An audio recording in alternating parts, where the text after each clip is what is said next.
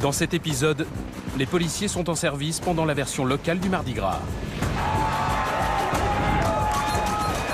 En sous-effectif lors de la manifestation, ils savent que la situation peut dégénérer en un instant. On est au beau milieu de nulle part. C'est lui. Tu me cherches? Quand un groupe d'hommes remet en question l'autorité publique, les policiers doivent compter sur leur instinct, leur formation. Police, arrêtez immédiatement! Et prendre les bonnes décisions. Je vais regretter d'avoir fait confiance à un autre mec bourré. Je promets que non. L'officier Peterson patrouille un autre événement où les participants ont décidé de poursuivre la fête dans les rues de la ville. Que se passe-t-il? Rien, messieurs. Messieurs, vous avez l'air ivre et vous sentez l'alcool. Sortez de la voiture. Vous avez une arme sur vous? Non. Venez par ici, je veux voir vos mains.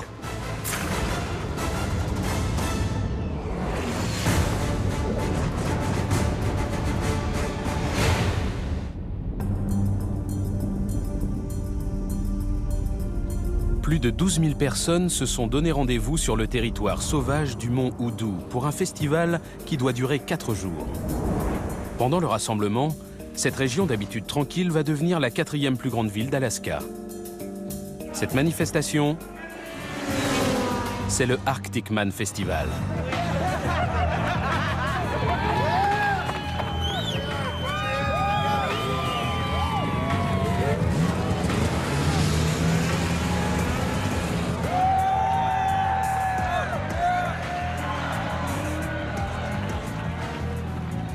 Cet événement est l'un des plus grands, des plus extravagants et aussi des plus dangereux d'Alaska. De l'alcool en abondance. Regardez ce que je veux lui faire. Vous voulez une bière? Des motoneiges surpuissantes.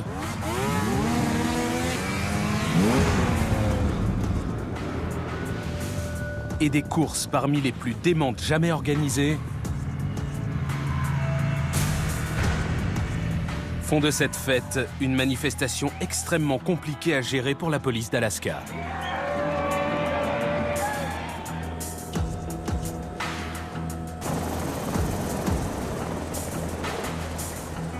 Le lieutenant Lonnie Piscoya briefe son équipe sur le week-end qui s'annonce. Personne ne patrouille le bar seul. Quel que soit l'endroit, allez-y à deux, pas de risque inutile. Je ne veux pas qu'un groupe de gens intoxiqués s'en prenne à l'un de vous. Ça n'arrivera pas tant que je suis de garde.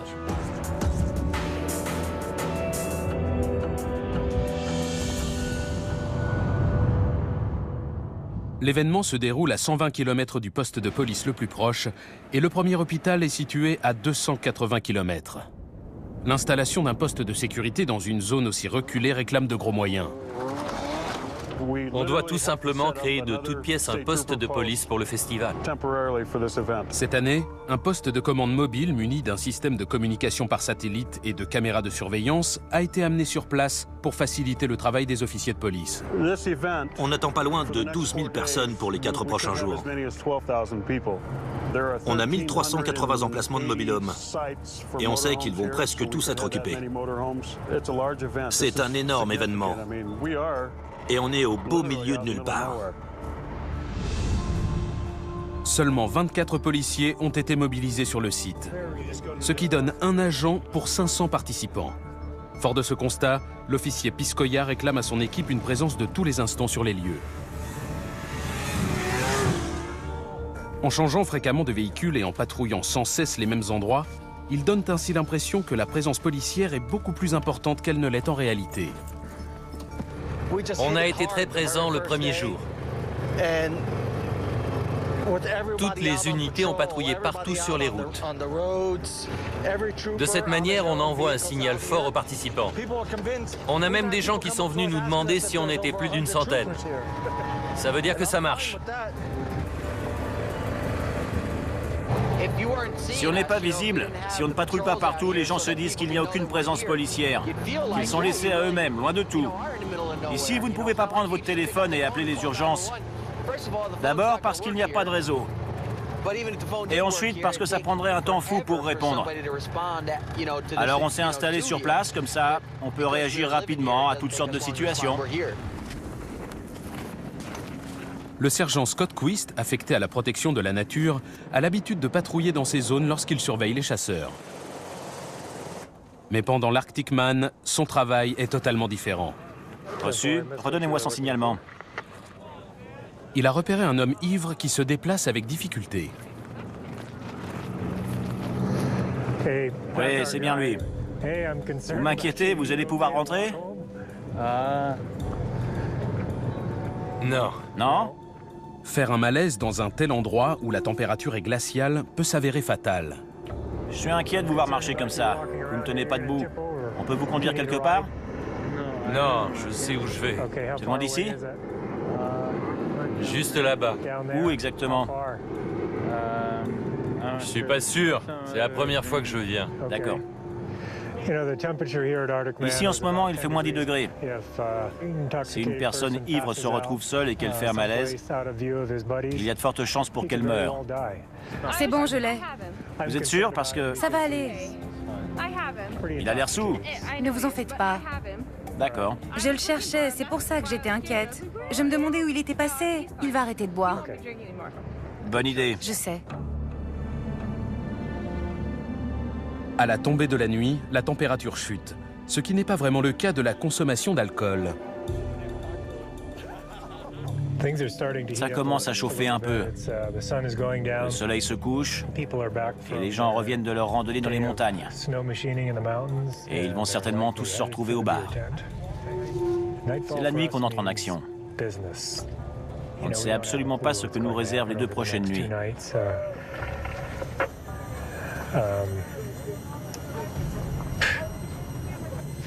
On ne peut rien prévoir.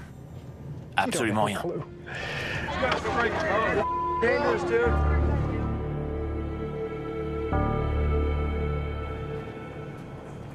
Au centre de commande mobile, la caméra de surveillance filme une perturbation. Je vois, il y en a 3. Fais-moi un zoom. Encore. C'est lui? Il a l'air sous. Nous sommes jeudi soir, à l'heure du changement de service. En plus de leurs patrouilles habituelles, les policiers sont chargés d'une autre mission, la lutte contre le trafic de drogue. Plus tôt dans la soirée, un individu suspecté de trafic a approché l'officier Peterson pour lui proposer de la marijuana. J'avais fini mon service et j'étais là à regarder ce qui se passait avec un autre agent qui lui aussi n'était plus en uniforme. Un mec vient vers nous et me met un joint sous le nez. Et il me dit « Sens-moi ça, sens-moi ça ». Moi, je recule parce que je sais pas trop ce qu'il est en train de faire. Lui, il est là avec son joint, il veut que je le goûte parce que c'est de la bonne et qu'il veut sûrement m'en vendre. Et je lui dis « Tu te souviens pas de moi ?»« Non, non. Mais elle est bonne, hein ?» Et moi, « Tu te souviens pas de moi? On s'est vu tout à l'heure là-haut, il y a 4 heures de ça. » Et il continue « Sens-moi ça, c'est bon, hein ?»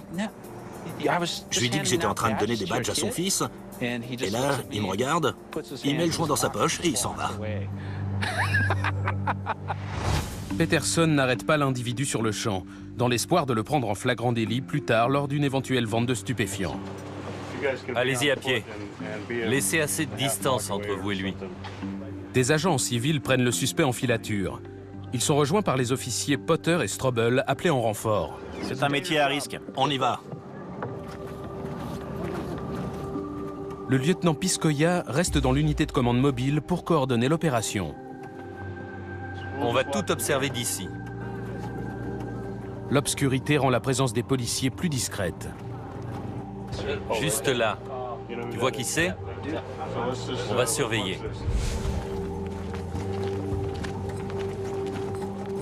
On est derrière les policiers en civil. Ils se font passer pour des acheteurs. On les écoute par radio. Dès qu'ils nous donnent le signal, on y va pour procéder à une arrestation. On est obligé d'attendre. On intervient seulement après que la transaction ait eu lieu. Pas n'importe quand. Continuez. Mais les policiers en civil perdent la trace du suspect dans la foule compacte.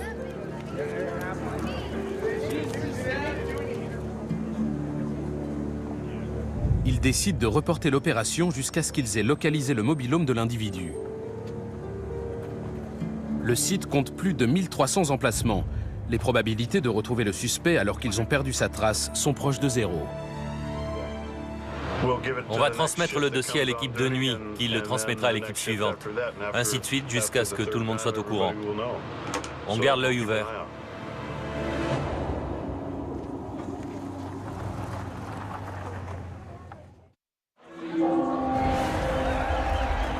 Mesdames et messieurs, j'ai fini pour aujourd'hui.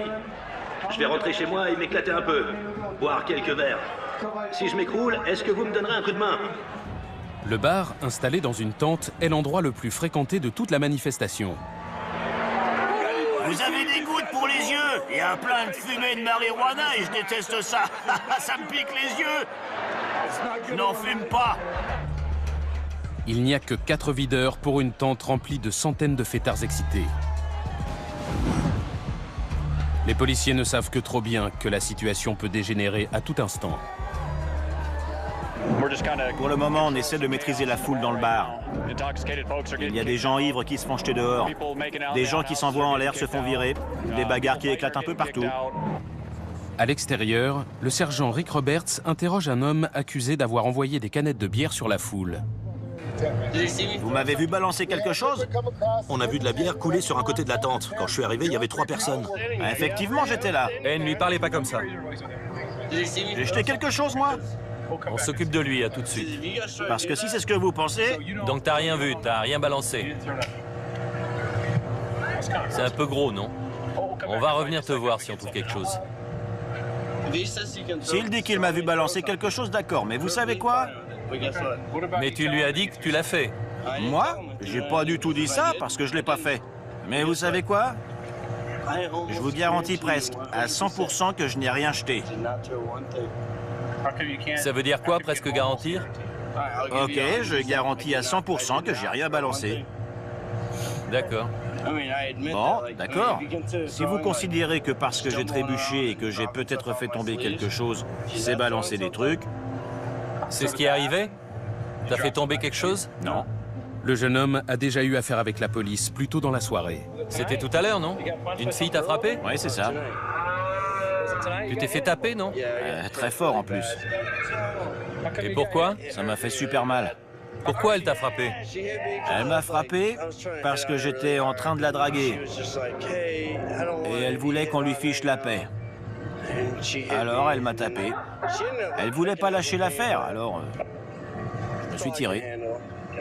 Un coup de poing ou une baffe?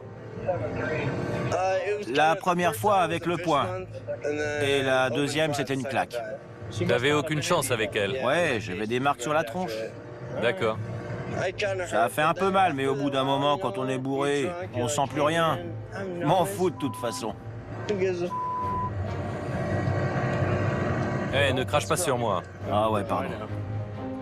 La victime décide de ne pas porter plainte, mais les policiers ont toutes les peines du monde à ramener le jeune homme chez lui. T'es bourré ou pas? Il veut savoir qui est Spaceman. Sur une échelle de 1 à 10, 10 étant beaucoup. Je dirais 7. 7. Si Spaceman est à 7, toi t'es à quoi? 12? Oh, moi je dirais plutôt 16,5. 16,5. Bon, tu es chargé de ramener Spaceman à son mobil-home. Vous pouvez compter sur moi. Et qu'il ne balance plus de canettes. Ouais, j'habite dans un igloo. Compris? Je vous promets que je m'occupe de lui. Je vais regretter d'avoir fait confiance à un autre mec bourré? Non, vous n'allez pas le regretter, je promets. Fais pas dans ton froc et te fais pas taper par les filles, ok? Ah, ça c'est trop tard.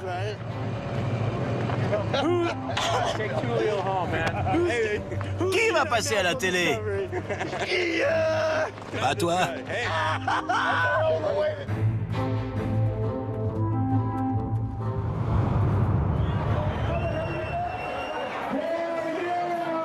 Pendant ce temps, une bagarre a éclaté dans le bar.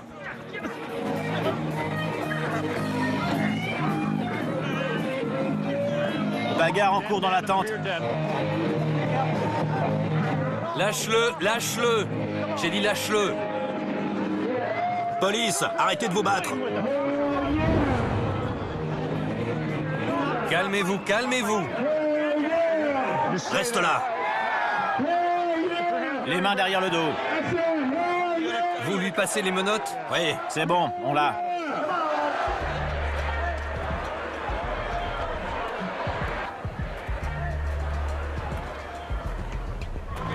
Il a essayé de me frapper, alors j'ai répondu. Qu'est-ce qui se passe? Un de mes potes avait un déguisement de Père Noël. Il a pris son bonnet. Je lui ai dit, hey, rends-lui son bonnet. J'ai attrapé le bonnet, il a voulu le reprendre. Et là, il a commencé à m'étrangler. Alors j'ai attrapé sa jambe, on est tombé par terre. Et on a commencé à se bastonner. D'accord. Vous êtes blessé? Vous l'avez frappé? Non, j'ai pas envoyé de coup de poing. Il dit qu'il ne voulait pas causer de problème. Il l'a juste bousculé, il ne voulait embêter personne. Il l'a juste pris par le cou. Des blessures? Ce qui aurait pu être une arrestation pour coups et blessures se termine en simple avertissement pour les deux individus. Ne revenez pas dans le bar, d'accord? Ce monsieur va vous ramener chez vous. Dites-lui que la musique est vachement forte, que tout le monde se rentre dedans. Pourquoi il veut me frapper? Je suis 5 fois plus petit que lui. Bon, c'est fini, on n'en parle plus, ok? Arctic Man 2010.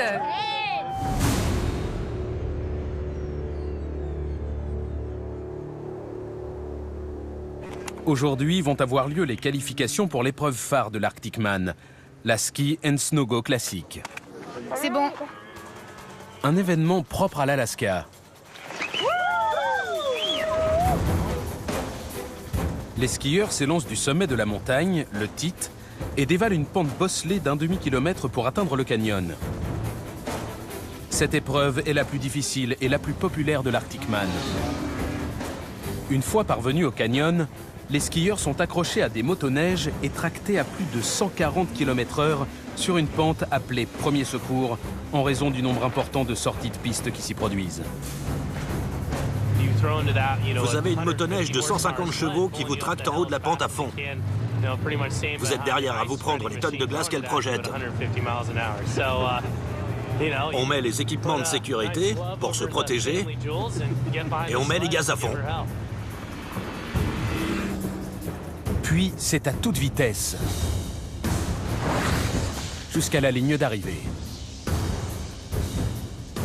C'est un mélange de deux disciplines, le ski et la course de motoneige. C'est vraiment le genre d'événement où tout le monde se retrouve. L'autre jour, j'étais dans une réunion où un skieur se plaignait d'un autre skieur. En ville, ils se disputent, mais quand ils se retrouvent en course, ils s'éclatent tous les deux comme des malades. C'est une course fabuleuse.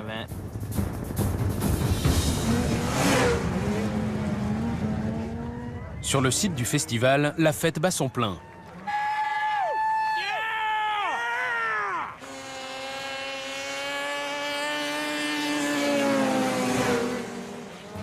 C'est incroyable. Le sergent Quist reçoit un appel du central. Il y a un mobil-home situé derrière les voitures où il semblerait que deux individus soient en train d'importuner des jeunes filles. Ils leur proposent de la bière pour qu'elles entrent dans le mobil-home. Ce sont des filles assez jeunes, donc on va y aller pour voir ce qui se passe.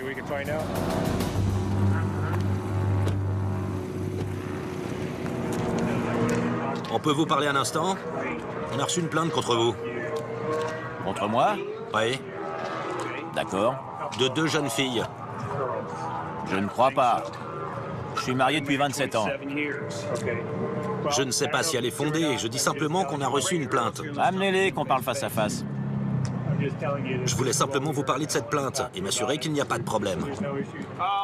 Le sergent Quist veut connaître les faits, mais le père et son fils semblent prêts à en découdre avec les policiers. Virez-moi ces caméras. J'ai 4 enfants et une petite fille. J'ai pas de temps à perdre avec ces bêtises. Je dis juste que je viens vous entendre à propos de cette plainte. Faites-les venir, j'ai le droit de parler à ceux qui m'accusent. Cassez-vous. Attention à ce que vous dites. C'est mon fils, il bouge pas d'ici. On appelle le poste. Allez-y. Et je veux voir vos papiers. On se met en place? Une foule agressive s'approche des policiers et la situation devient rapidement tendue. Ne me touchez pas. Pourquoi vous me touchez? Les flics, cassez-vous! Les flics, cassez-vous! Les flics, cassez-vous!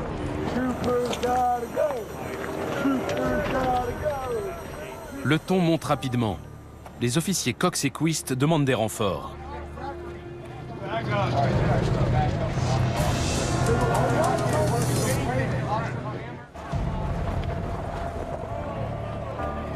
D'autres policiers arrivent sur les lieux et la foule se disperse, mettant ainsi fin à une situation potentiellement explosive.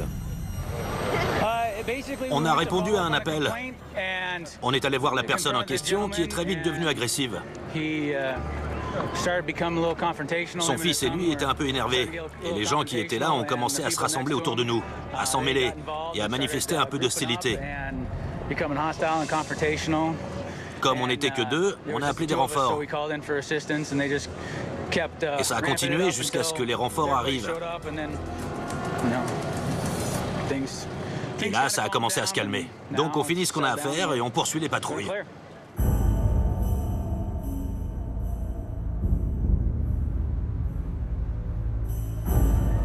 Pendant ce temps, la caméra du centre de commande a retrouvé l'individu suspecté de vendre de la marijuana dont la trace avait été perdue la veille. On l'a retrouvé, on va plus le lâcher.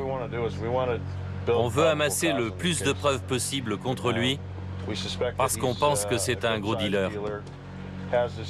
Il a une planque quelque part.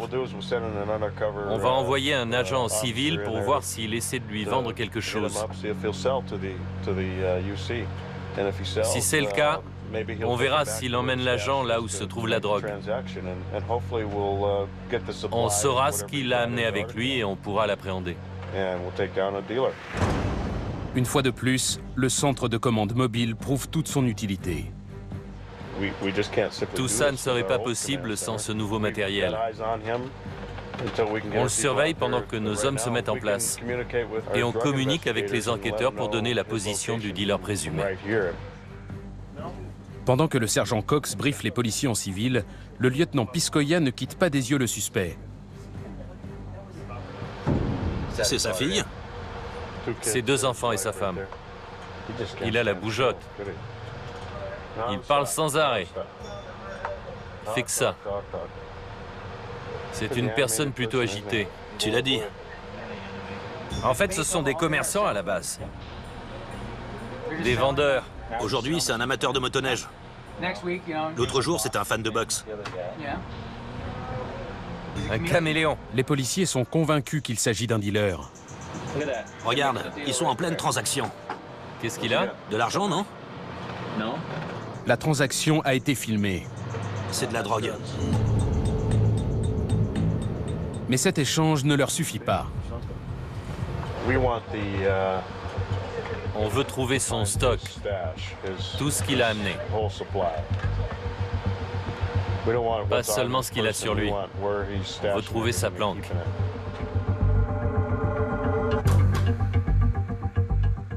Pour cela, les policiers doivent trouver l'emplacement du mobil-home du suspect.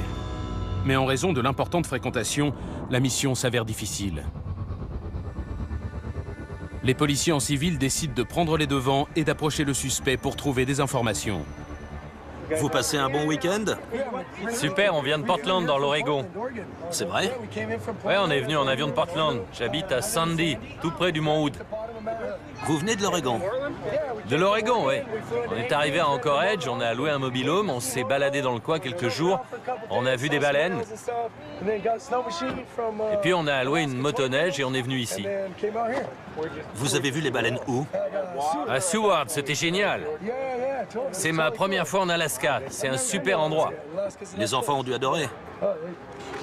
Ils se sont éclatés. Carrément, j'avais jamais vu de pigargue. J'ai 41 ans et j'avais jamais vu l'emblème des États-Unis. Vraiment. Le suspect accepte de se faire raccompagner chez lui par l'officier Howie Peterson. On va bientôt savoir où se trouve son emplacement. C'est trop beau pour être vrai. Ah oui, est magique. Il a dit qu'ils étaient vers l'emplacement 780.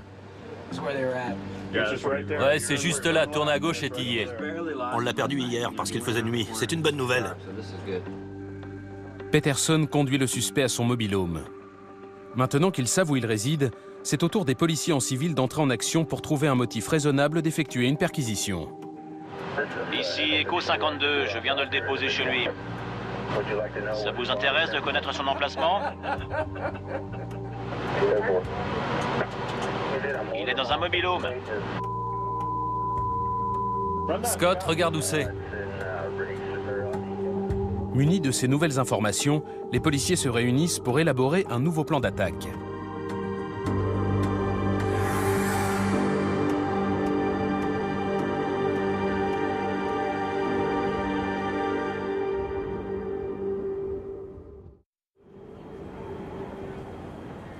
Une nouvelle alerte arrive.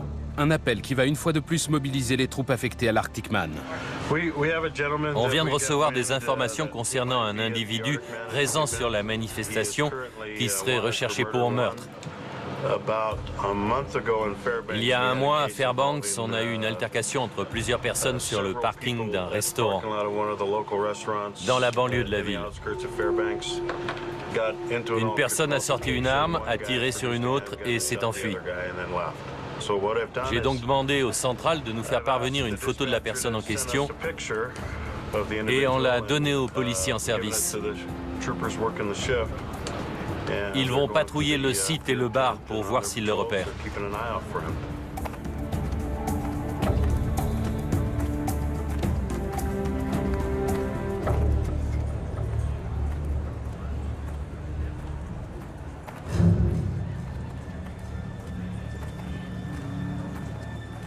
À l'extérieur du bar du festival, un homme demande l'aide des policiers. Hey. Qu'est-ce qui se passe ici? C'est ma motoneige. Venez par là. Je suis pas en train de la voler. Je lui disais juste que c'était la mienne. Je peux voir vos papiers? Bien sûr. Une altercation concernant une motoneige a entraîné l'intervention de la police. Et vous avez vu quoi? J'allais récupérer ma motoneige pour rentrer chez moi et je le vois assis dessus. Je lui demande ce qu'il fait et il me dit qu'il essaie de la démarrer. Et là, je lui dis que c'est la mienne. D'accord. Et il me dit que c'est la sienne. Je lui redis non, c'est la mienne. C'est là qu'il a essayé de la démarrer. Et je vous ai appelé. D'accord. Je veux la garer quelque part, que personne ne la prenne. Je veux juste rentrer chez moi. Bon, on va vérifier. On va voir à qui elle appartient. Elle vient d'où cette clé? C'est la vôtre? Je crois, oui. D'accord. Je voulais juste m'assurer que personne d'autre n'avait la clé. C'est moi qui ai la seule clé. Je la ramène. J'allais rentrer à pied. Je voulais que personne ne prenne la clé. Il se trouve que cette motoneige peut démarrer sans clé. Regardez, il n'y a pas besoin de clé, il y a juste un démarreur. C'est un démarreur électronique? Il n'y a pas besoin de clé. Elle est à vous ou pas? Je crois, je suis pas sûr. Vous avez bu ce soir? Ouais, pas mal. D'accord. Vous comprenez que vous n'êtes plus en état de conduire. Absolument, je suis d'accord. Mais vous essayez quand même de la démarrer. Je dis juste que... Prendre le volant dans cet état est passible d'une condamnation. L'officier Pete Steen intervient pour faire passer un test de sobriété au suspect. Il s'est assis sur cette motoneige. D'accord. Il a essayé de partir avec. D'accord. Ah, carrément. Ils lui ont dit que c'était pas la sienne, il a dit que si. Et il a essayé de partir avec. Je l'ai enregistré en train de me dire qu'il partait avec sa motoneige. Monsieur Ballard, comment ça va? Je suis l'officier Steen, police Alaska. Vous voulez venir avec moi? Qu'est-ce que vous avez bu ce soir? 2, 3 bières.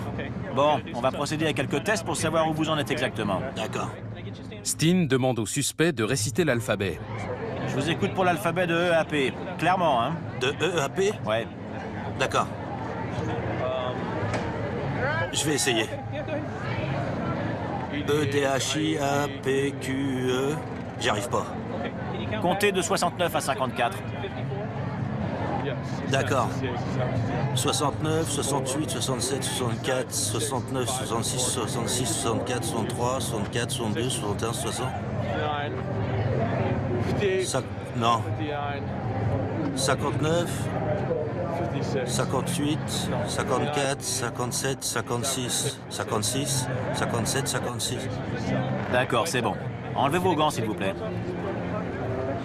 Désolé, vous avez échoué. Vous êtes en état d'arrestation pour état d'ivresse sur la voie publique. Pourquoi? État d'ivresse. Qu'est-ce que j'ai fait? T'as essayé de prendre sa motoneige, mec. Quelle motoneige? Celle qui vient juste de repartir, qui était pas à toi. T'as essayé de partir avec. Allez, par là.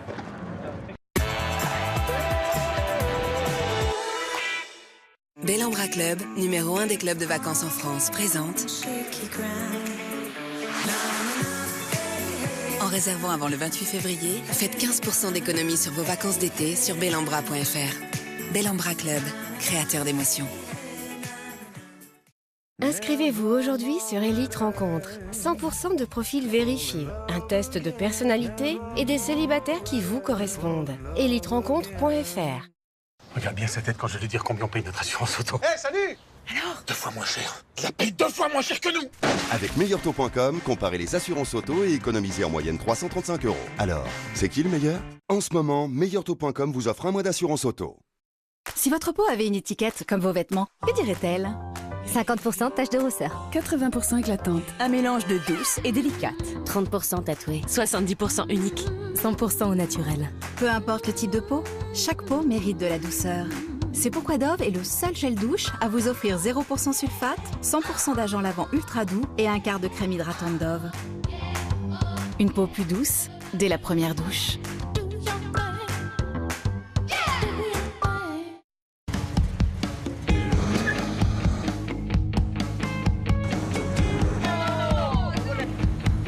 Essayer de donner des directions quand on ne parle pas la langue n'est pas toujours une bonne idée. Mais réserver avec Hotels.com l'est. Des réductions immédiates dès à présent